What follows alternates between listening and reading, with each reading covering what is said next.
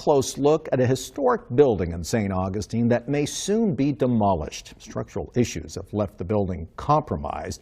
The building sits along 7 Aviles Street. Maybe you've seen it. Action News Jack's Zion Dakota is live from St. Johns County. And Zion, there's going to be a meeting later on today regarding that building's fate.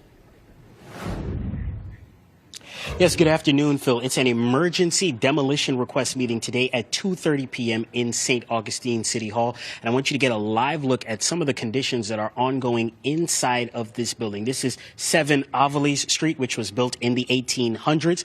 The building's contractor showed me documentation from an independent engineer who came out on behalf of the city of St. Augustine to assess the historic site.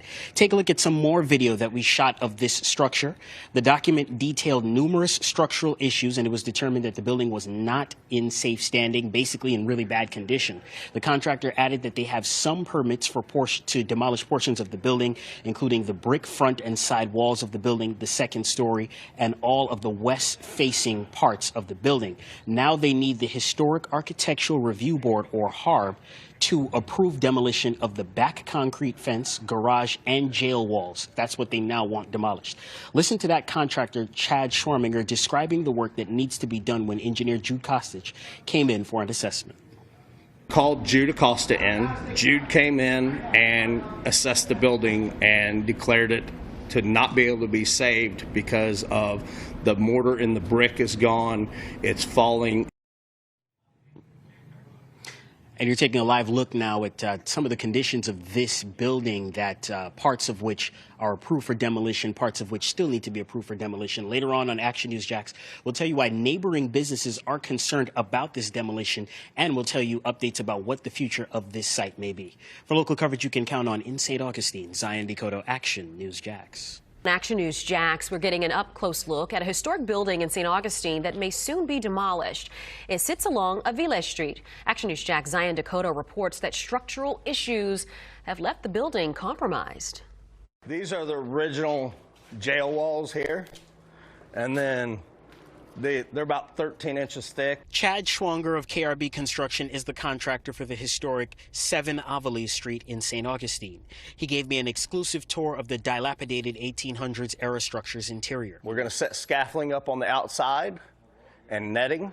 And then piece by piece, brick by brick, we have to bring it down. Schwanger provided documentation that independent engineer Jude Kostic of Atlantic Engineering came to visit the site on behalf of the city of St. Augustine. Jude came in and assessed the building and declared it to not be able to be saved because of the mortar in the brick is gone.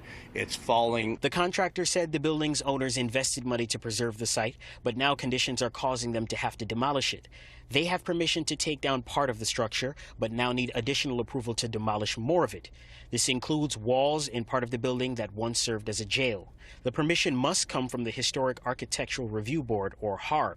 Chad said this is a concern for the entire street. Once that building starts being demolished, there's going to be temporary road closures and temporary sidewalks affecting businesses in the area, as people may be prevented from getting by. It's very important that, we keep this street open as much as possible, the sidewalks, and get as many people into these doors as can. The building's contractor tells me that once the building is officially torn down, its bricks will be repurposed to build a new, improved, and safer structure.